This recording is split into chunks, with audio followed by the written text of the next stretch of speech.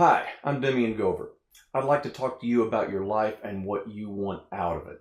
Now, of course, I probably don't even know you, so what you choose to do with your life is really none of my business.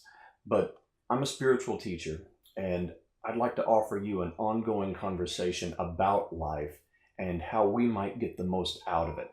I'm going to do my best to explain a way of interacting with the world based on my understanding of the natural laws of the universe. Now, you may be familiar with some of Sir Isaac Newton's laws of physics, but those laws only explain well what we can readily observe in the material world. How things manifest in the material world is a little trickier to explain. Now, it's not my goal right now to get into the quantum physics of why spiritual principles explain the goings-on of the universe.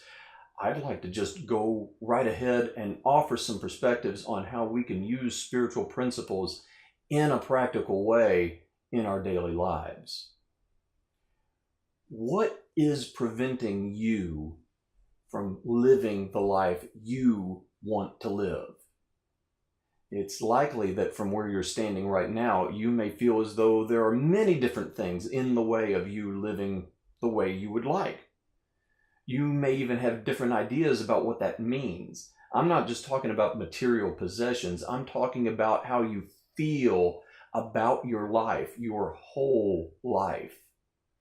You might ask someone if they're happy with their life, and they'll tell you, sure, I've got a great job, I make plenty of money, I'm perfectly happy. But then if you keep talking with them, they'll go on to tell you how angry they are about the current political climate, or how there's so much corruption, or any number of other complaints they might have.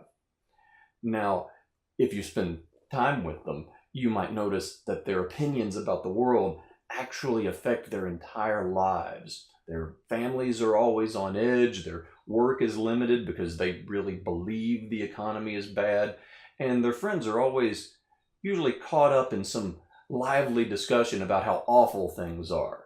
But he said he was perfectly happy.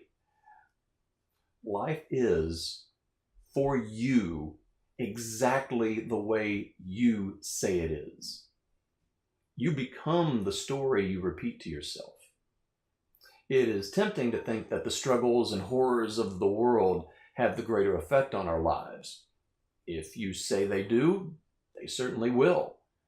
Your goodwill has a powerful effect on the world, but if your actions are combined with fear and anger, the potentially positive effects of your deeds are nullified. If you wish to bring peace to someone else, first cultivate peace within yourself.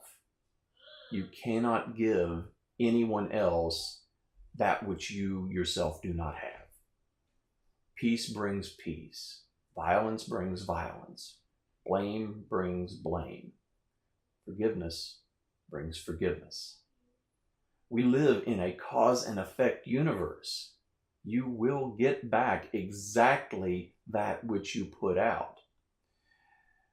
You may think that the other person has affected your life, but ask yourself this: when the other person has finished speaking, how do I respond? When no one else is there, what do I say to myself? What words do I say to myself? Is my story one of decision and personal power, or do I constantly wish that the other person would change? Am I a victim? Am I a leader? Do I create more victims? Do I create more villains? Am I at the mercy of the world? Or do I declare that the stillness of peace within myself is my true nature, having access to limitless potential, which allows me to accomplish all things? Think about it. Thank you. I'm Demian Gover.